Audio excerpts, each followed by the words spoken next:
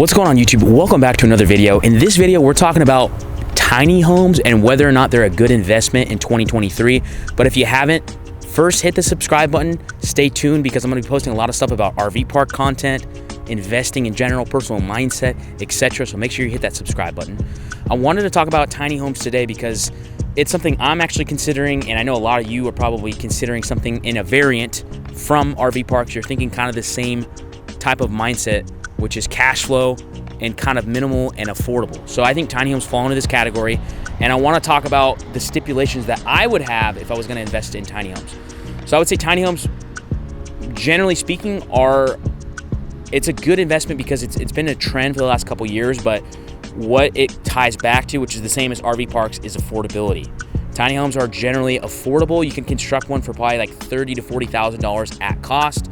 Obviously, the retail cost is a lot more than that, but if you're thinking on the investor's end, probably 30, 40K, you should be able to get a tiny home made. And they can usually rent out, it depends on the area, but anywhere from $800 to $1,200, somewhere in that ballpark. So it does kind of cater to the affordability aspect.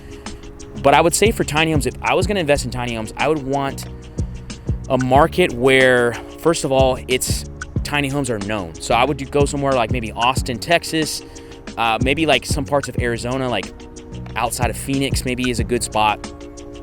Nashville, Tennessee, maybe is another good spot.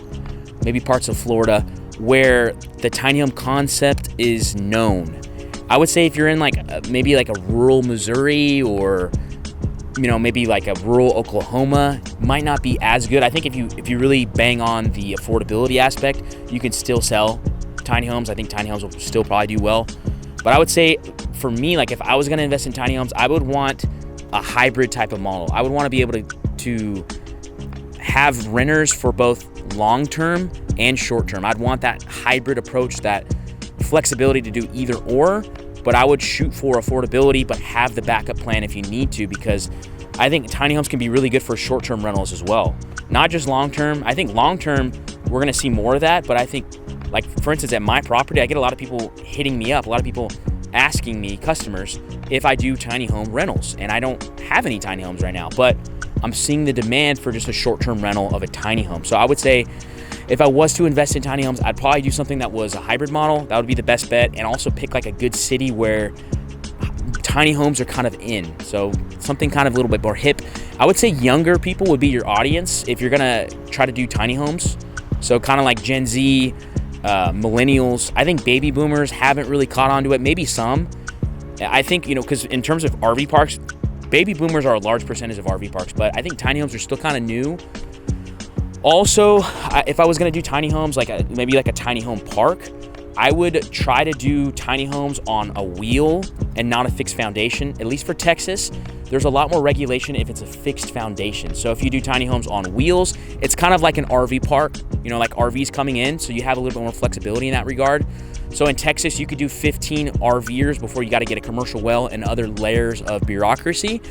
Same goes for tiny homes. If you have those tiny homes on wheels, it's kind of considered like an RV, and so you can have a little bit more flexibility. So if I was to do a tiny home park, I would think about that. Like, how can I avoid, because there's different regulations if you have a fixed foundation versus something coming in on wheels. So think about that if you're going to do tiny home investing. But I would say overall, it's more upfront than an RV park, obviously, but it's kind of the same concept. And an interesting concept that you could do actually is that you could build maybe like 13, 14, 15 tiny homes, and then sell those tiny homes maybe with the land or without the land. Let's say you sell it with the land, sell the tiny home with the land, and then charge the buyer an HOA fee. Maybe it's like $300 a month or something, and you put in some amenities, you put in a pool, stuff like that. I think that'd be a great concept for tiny homes, like a tiny home park. Or you could just rent out your tiny homes. Like, so for instance, have a little park, maybe you have like 15, 20 tiny homes, and then you just rent them out. Maybe it's like $1,000 a month, and that's it.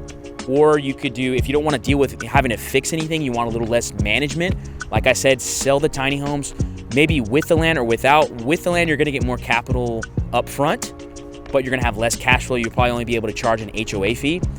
If you sell just the tiny home, there would have to be some stipulation if it's not a fixed foundation so that it can stay on your park. Maybe you have like a lease or something.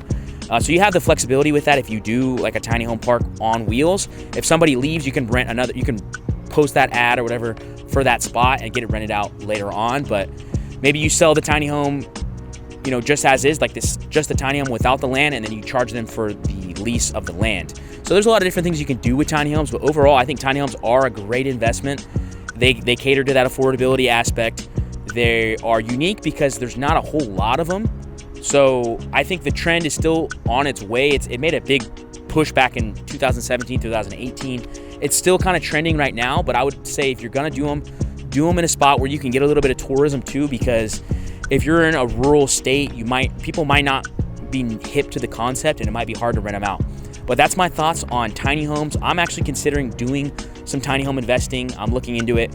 I want to hear from you guys. If you have ideas, if you want to talk to me, shoot me an email. I'll leave the email in the description of this video. I want to hear from you guys. If you got value out of this video, make sure to give it a like, subscribe if you haven't, and we'll see you in the next one. Take care.